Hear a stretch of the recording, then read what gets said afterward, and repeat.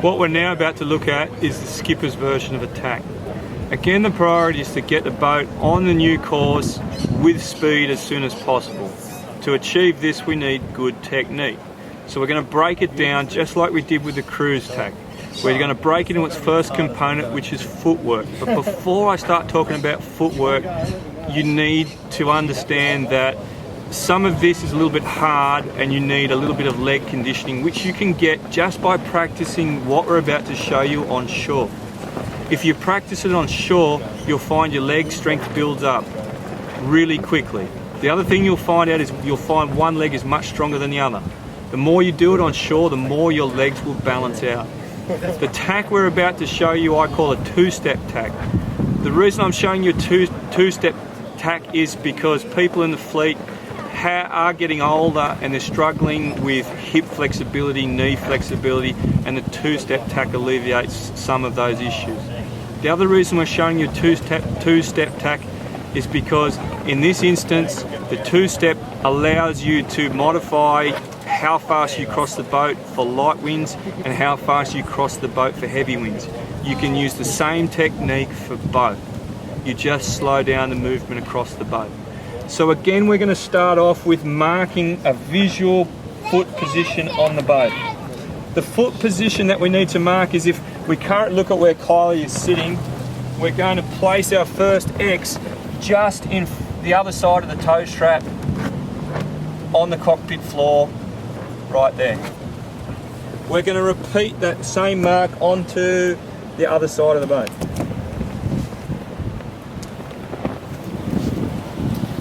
So we're now marking just inside the toe strap on the new side. The reason it needs to be past the center line is quite simple. As with the crewing tacking technique, that we are going to use the procedure of duck, stand, swivel, sit. And if you try and stand with your body directly beneath the boom, you won't be able to stand. So you need that X position to be past center line, as close to the new toe strap as you're physically capable. So I would expect some people might sneak it back to this position here, but if possible, try and aim it for that distance away from your toe strap. Now, unlike the crew tack, because we're going a two-step tacking technique, what Kylie's going to do is she's going to take her rear foot and again she's going to stick it up the tank wall.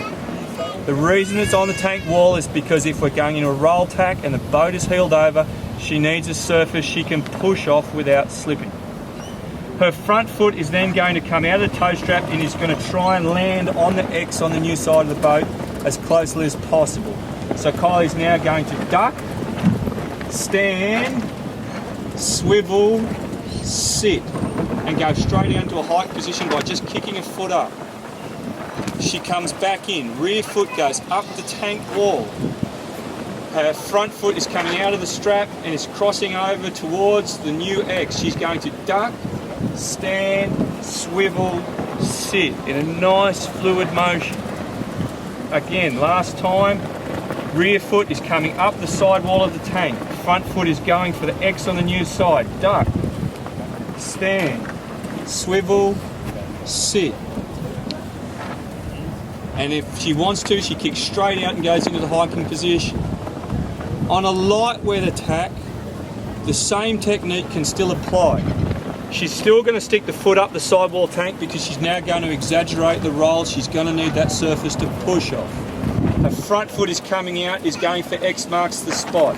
She's going to duck, she's going to stand, and she's going to swivel, and she's just going to hold in that position. She's going to wait with a sit until she's ready to accelerate on the new tack, and then she's going to sit. And it's important just to recognise the only difference is that she's just going to move across the boat much slower on a light air tack than she is on a windy day. Before we finish on footwork of tacking, I want to reinforce one thing that I'm quite passionate about. We walk across the boat. We try and avoid dropping our knees as much as possible, and if you do drop a knee, it can only ever be one knee because it's just too slow to get up from. The one thing that scares me is when I see NS14 skippers drop down onto their knees and then try and crawl across the boat, because it's just too slow and it's too cumbersome. It rocks the boat around way too much. So I've got to reinforce, learn to walk across your boat. Try and keep your knees clear of the floor as much as possible. It gives you the ability to save your boat if something goes wrong or you misread a gust. Now, if we move on, now things are about to get more complicated for the skipper. One thing I hate seeing with skippers is them crossing the boat and swapping their tiller and main sheet hands halfway across. More often than not, I see these guys drop either their tiller or their main sheet, at which point all hell breaks loose on the boat because the crew's trying to do their job properly and there's no support for them on the new tack. So it's important to recognise when is the least dangerous time to do a hand swap. So we've got quite a set technique on how we're going to do this. So the first thing we're going to do is we're going to grab the tiller extension and we're going to hold it like it's a microphone. Now, most people aren't steering skiffy style anymore. We're all steering it with in front of our face, so this is great. But we're going to talk to it like it's a microphone. The second thing we're going to do is we're going to hold the main sheet perhaps a little bit differently to how some people are doing it. Now, I personally don't sail in gloves. I find gloves really slippery, but this technique is going to help you if you do sail in gloves. I'm going to get the main sheet, and again I'm going to use that V-grip. The palm of my hand has the pinky side going towards the main sheet block.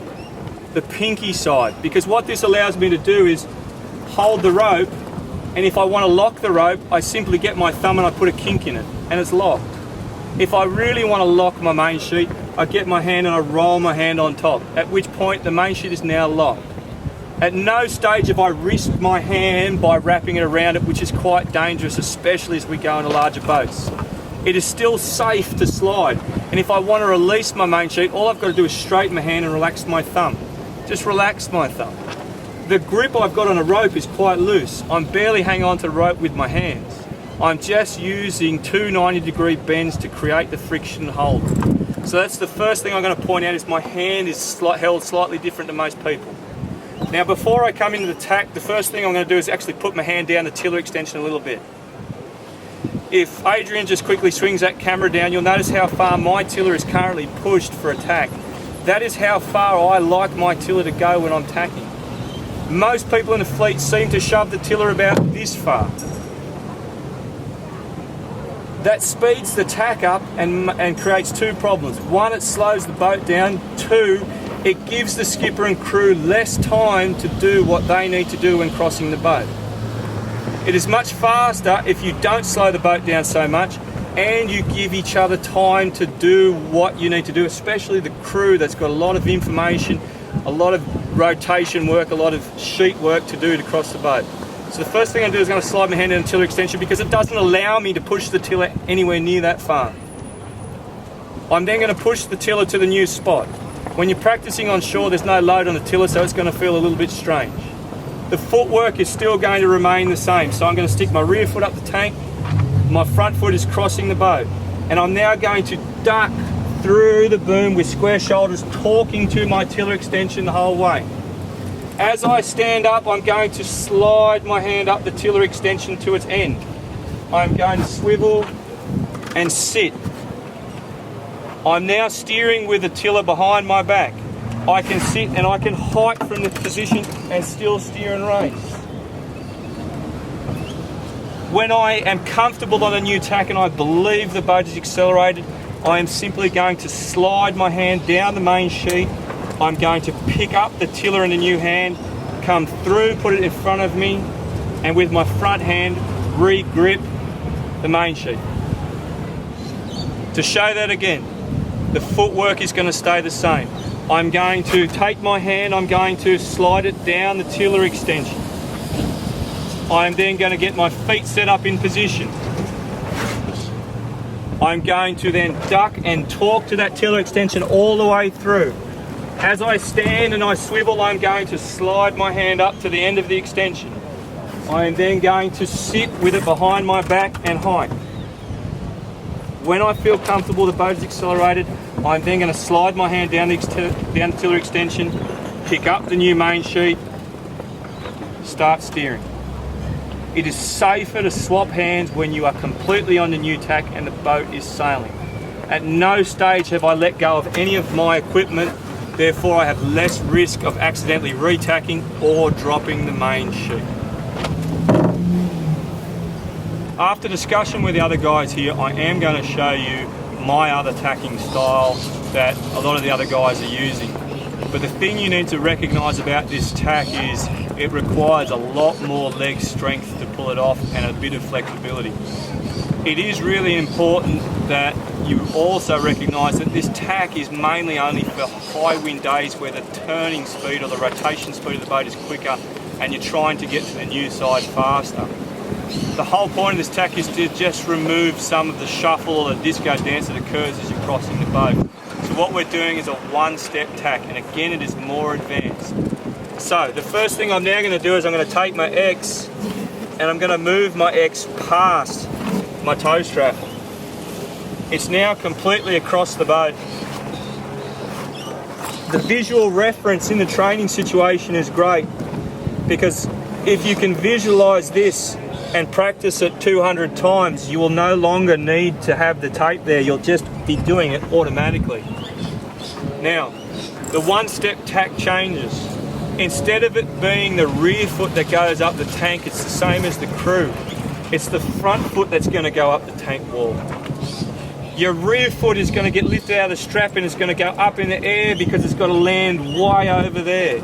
And this is the hardest part about the tack. You have to get your rear foot in the air way over there. So to do it, what we're going to do is I'm going to leave my foot in the air and I'm going to start pushing off on one leg to land it on my X. As I now duck the boom, I'm going to swivel and I'm going to go straight into a hike. There's no extra step there.